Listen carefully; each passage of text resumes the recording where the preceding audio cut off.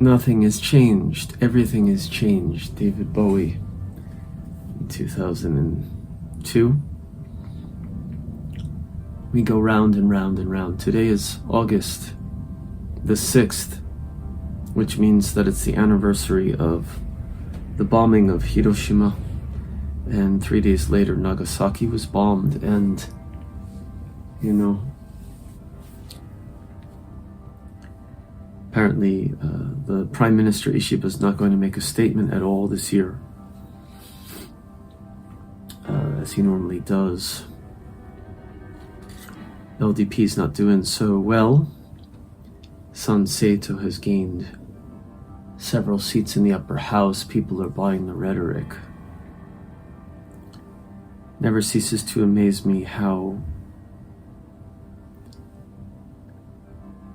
quickly and fully and almost unthinkingly people will sort of jump on a trend, a bandwagon, a slogan that has a nice ring to it, that sounds like it's correct or righteous, or it's going to help solve the complex and probably, actually things that could have been avoidable, but now, are unavoidable problems. I'm not just talking about Japan. It's everywhere. It's human nature. Hiroshima, Nagasaki. Again, it's like, who suffers the most in these things? The people. And, so what, huh? So what? If you say so what, then that's it, right? But on the other hand, the argument is, well, there's nothing I can do, so I just have to live my life. And that's true as well. But if you look around, it's a horror show. And I think just not enough of us are considering why and how it became such a horror show. But it's true that on some level there's little you can do to change the world externally, to change the systems that are so entrenched. But if everyone continues to just sort of blindly,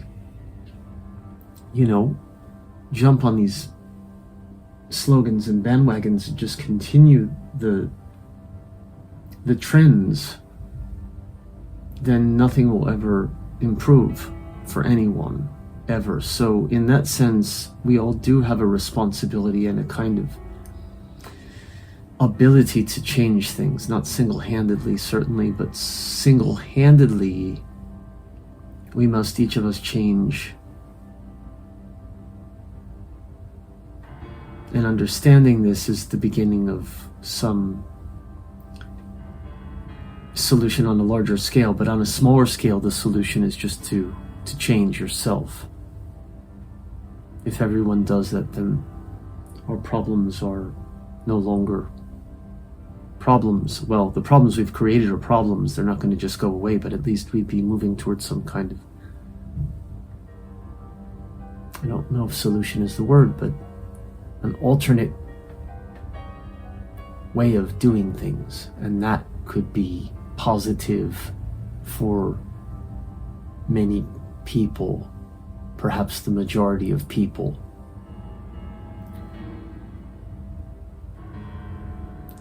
On the micro level,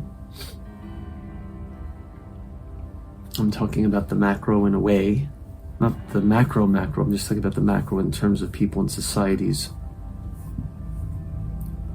There's a much larger macro than us. But I'm just making music. I did my 2 Ozzy tributes, which is, I'm not a hard rock musician. I'm not even a band guy, not now. I was many years ago. I started that way, like most of us do. But Ozzy, you know, when I was in middle school, I was a huge fan in middle school in the 80s. And one of my first concerts, rock concerts, was Ozzy Osbourne, and it was the Ultimate Sin tour with Jakey Lee. The legend of Randy Rhoads was still sort of lingering, you know, at that time, and it was like, but Jakey Lee obviously is quite proficient, and then Zakk Wylde, of course, joined later.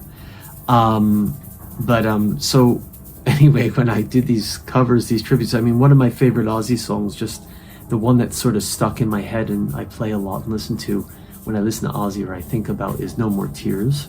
So I wanted to do that. And then, you know, the Ultimate Sin having been the first tour, the first concert I saw, that album that year, and I sort of went back and listened to it, and the lyrics on that album, a lot of this, you know, Cold War fear, terror, or, you know, nuclear war could break out any time. The thing about, you know, it's like you've got the red button and what if it's pushed? And we had dramas on TV about what would happen. And now we're back there again, except now we have such a bigger problem even than we did then, because there are just so many more of these things. More countries have them, and they have more of them, and they have bigger. You know, we're talking, today's August 6th, and it's Hiroshima Day in Japan. And I'm in Tokyo now. I lived in Hiroshima for 2 years. So if I were there now, I would be maybe seeing this closer to home, so to speak. But, you know, yeah. You know, I mean, in Hiroshima, the Peace Memorial Park is there, and they have these cranes, right? Because this girl made the cranes and became a symbol of peace, the paper cranes, origami cranes.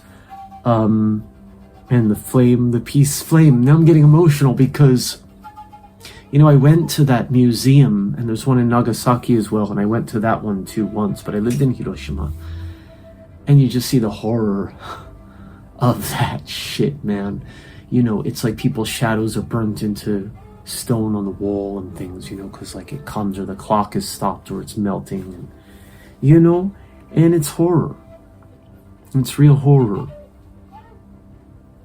And here we are again, and I turn on the news yesterday, today. Is World War III around the corner? And, you know, Trump stopped sending arms to Ukraine, so they're having a meltdown within Ukraine, like people fighting, internal fighting, and you have Putin, you know, attacking, and maybe there's radiation leaking because they hit a nuclear power plant.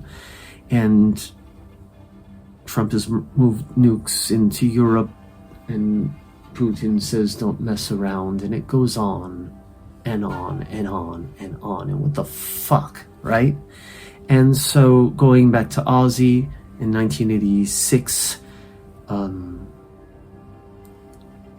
before No More Tears was in 1992, I think. But actually, there's a song on the album, The Ultimate Sin, Thank God for the Bomb. I could have covered that, but I did Killer of Giants, which again is also about, you know, if none of us believe in war, then can you tell me what the weapon's for? Listen to me, everyone, if the button is pushed, there'll be nowhere to run. And I listened, this song it's a hard rock arrangement in Ozzy's version. It starts with, you know, Jakey Lee's kind of like arpeggios, and then it kicks into a hard rock, you know, distorted power chords and drums song. But I thought if I stripped it down and kind of had the vocals up front and the lyrics up front, that maybe the message would be, you know, very, I mean, it's clear to begin with, but it would be much clearer than in the hard rock, pop rock version, where people are also sort of just maybe into the sound of it as much as the message. So I did, and when I was editing the video, I decided I wanted to get some footage of war or something, and I wanted sounds of explosion, so I ended up putting the sounds of that into the soundtrack of the song, apart from a synth, so the rhythmical synth line in the background and the vocals. And then I subtitled it to get the lyrics up front. So this is like, right, today's August 6th, so I think this is an appropriate discussion. It's like, how does Ozzy Osbourne and, the anniversary of Hiroshima connect? And most people wouldn't normally connect those things in their minds, but for me, Killer of Giants or Thank God for the Bomb or some other songs, War Pigs and Sabbath, and he was very anti-war. The Prince of Darkness was trying to guide us toward the light through the dark. It goes back to yin and yang, man. Ancient Taoist philosophy, and almost every culture has that, right? Light and dark, good and evil, whatever you want to call it. So we're on the brink of fucking disaster. We've been throughout history, and especially since Oppenheimer's invention, and now we have AI, which can do that too, and can actually autonomously make decisions to use weapons on a country or on a population, on a people, either of another country or of the same country, civil, right?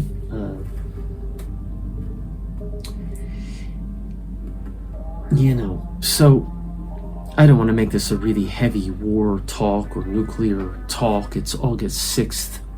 It's on my mind. 2 years ago I sang I Come and Stand at Every Door. In this room I had a bed, and the room was set up differently. At the time it was evening, and I came home that night and I lit a candle and I did an a cappella version, and I had earlier that day or the day before, something recent to that time, filmed these chimes that were blowing in the wind somewhere in Tokyo, and I used that in the background with the vocal,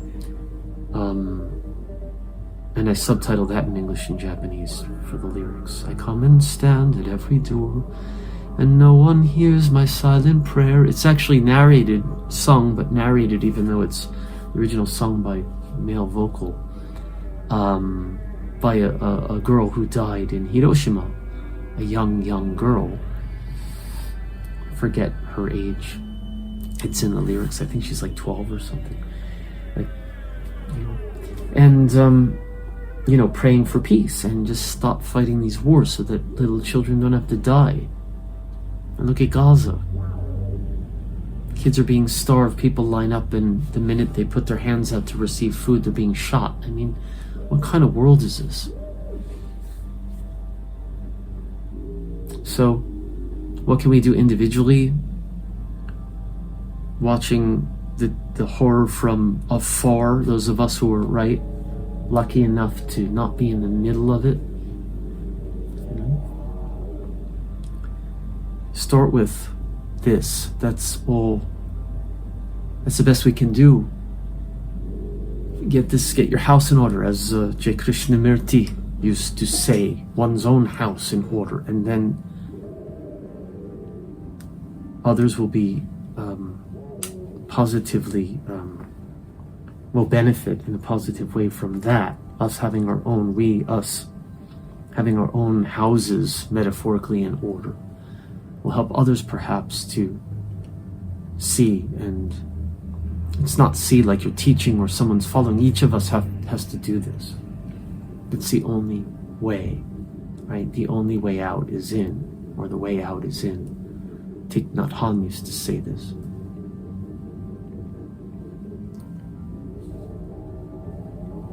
But no, we just, we as societally tend to not want to self-reflect.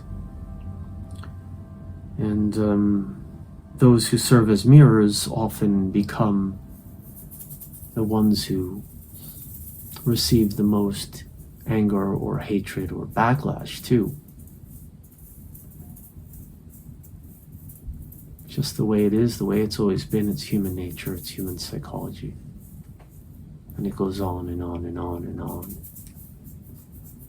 So, will there be another Hiroshima, Nagasaki? It's always never again, and the war to end all wars. And we do again and again, and each time it's worse. Worse meaning larger scale and maybe affecting more people. You can't judge it better or worse, or the people who died or were victims and suffered. They couldn't have had it worse. The people in Gaza can't have it worse. The Holocaust, no one has it worse. But it's worse because we don't learn and we repeat, and then more people suffer. So that's what I mean when I say it gets worse. It doesn't get better. It doesn't get lesser. We never solve our problems because we just continue to make the same mistakes, and we do this because we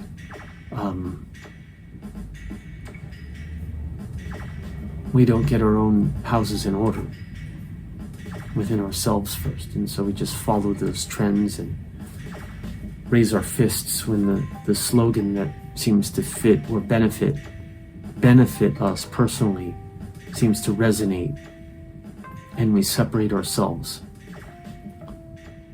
from others that way. And then those of us who tend to spend time alone are weirdos and outsiders, right? But maybe there's a reason for that, and it's not that we don't want to be social, but it's that we step out and we have all this noise that is like almost kind of toxic and doesn't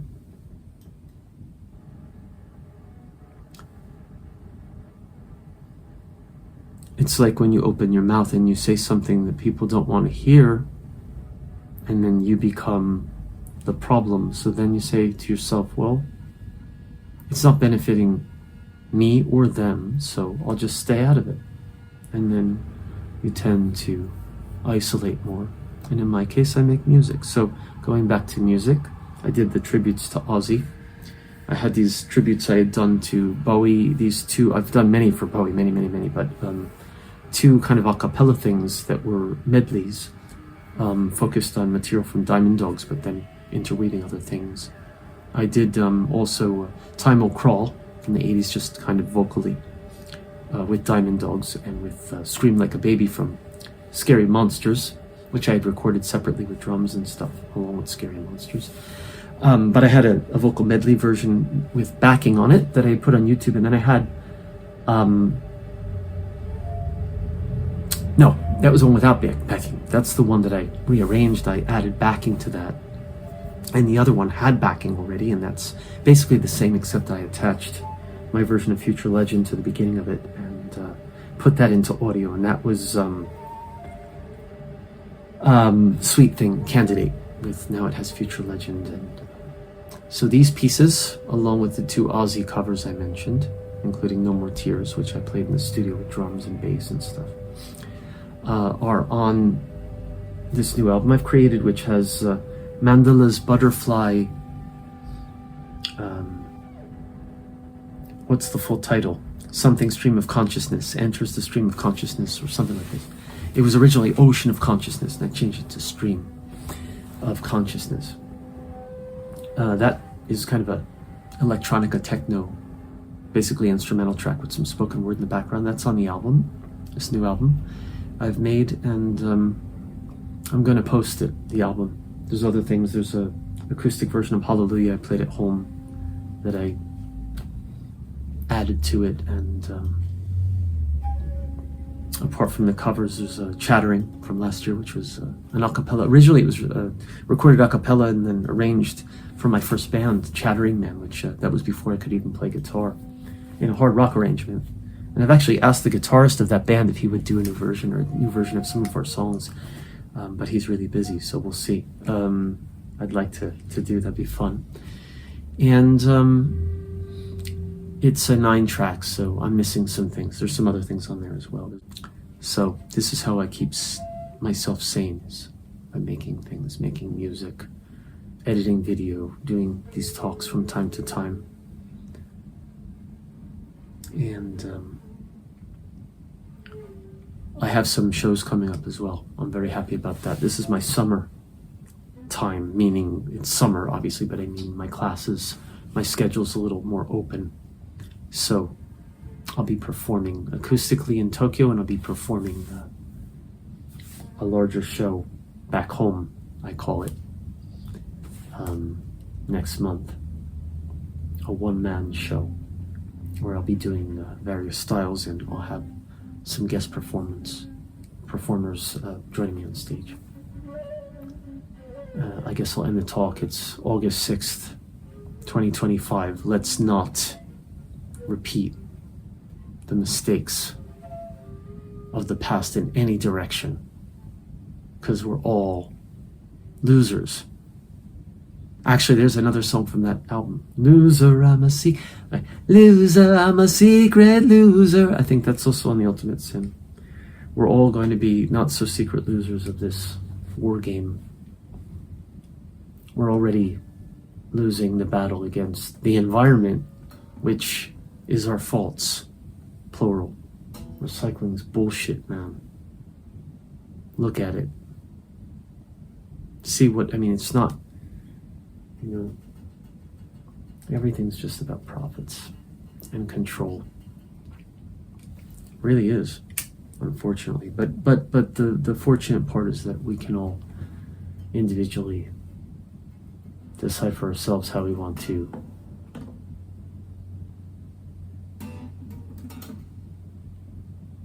live our lives. If we are lucky enough to have that choice, then we should be very careful, I think, and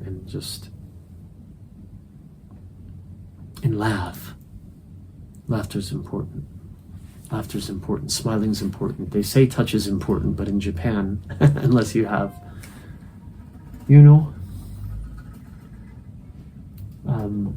a partner, Japan is not people don't hug or anything, or even shake hands. It's so just smile and laugh if you can, and live as an individual, and